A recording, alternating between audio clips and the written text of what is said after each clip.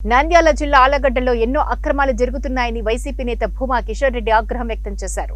నంద్యాల జిల్లా ఆలగడ్డలోని తమ కార్యాలయంలో ఆదివారం మీడియా సమావేశంలో మాట్లాడుతూ రాష్ట్రంలో తెలుగుదేశం పార్టీ అధికారంలోకి వచ్చిన తర్వాత మొట్టమొదటిసారిగా అసెంబ్లీలో బడ్జెట్ సమావేశాలు నిర్వహించడం జరిగిందని ఆలగడ్డ నియోజకవర్గం వైసీపీ నాయకులు భూమా కిషోర్ రెడ్డి పేర్కొన్నారు.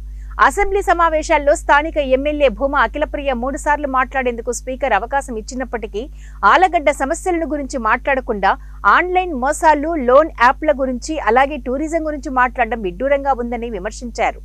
ఎమ్మెల్యే భూమా అఖిలప్రియ నామినేషన్ సమయంలో సమర్పించిన అఫిడవిట్లోనే తనపై ఎన్నో కేసులు ఉన్నట్లు తెలపడం జరిగిందన్నారు. రాష్ట్రం గురించి, దేశం గురించి పక్కన పెడితే ఆలగడ్డలో ఎన్ని ఆన్లైన్ మోసాలు, ఆఫ్లైన్ మోసాలు జరగడం లేదంటూ భూమా కిషోర్ రెడ్డి సూటిగా ప్రశ్నించారు. ఎమ్మెల్యే పేరు చెప్పుకొని ఎన్ని దందాలు జరుగుతున్నాయో అందరికీ తెలుసని కిషోర్ రెడ్డి వ్యాఖ్యానించారు.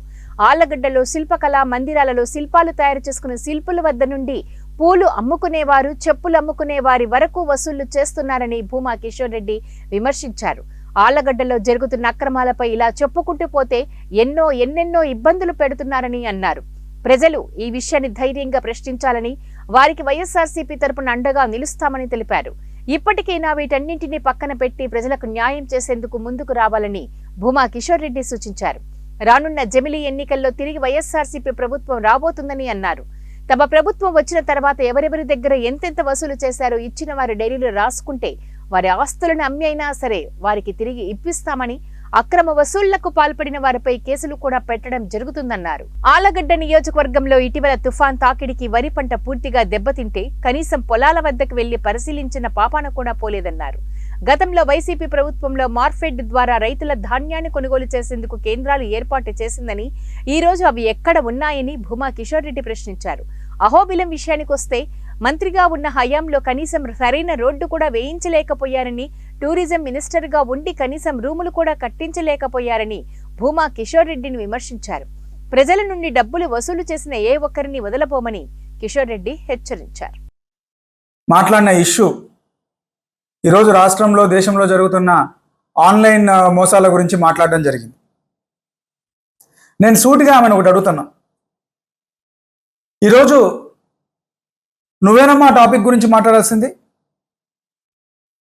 ఒకసారి నీ ఎలక్షన్ అఫిడవిట్ చూసుకో, నీ మీద ఆ రకమైన కేసులు ఎన్ని ఉన్నాయో.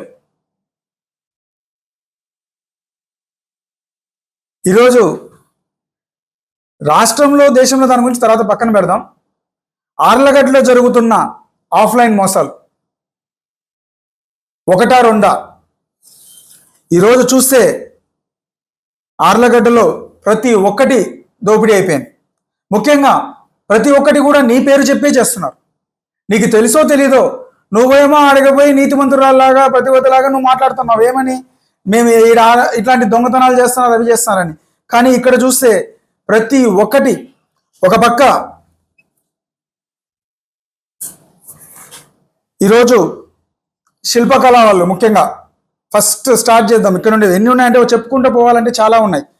శిల్పకళ వాళ్ళ దగ్గర డబ్బులు వసూలు చేయడం, ఒక బండ రాయి ఒక రాయి వాళ్ళు మలచాలంటే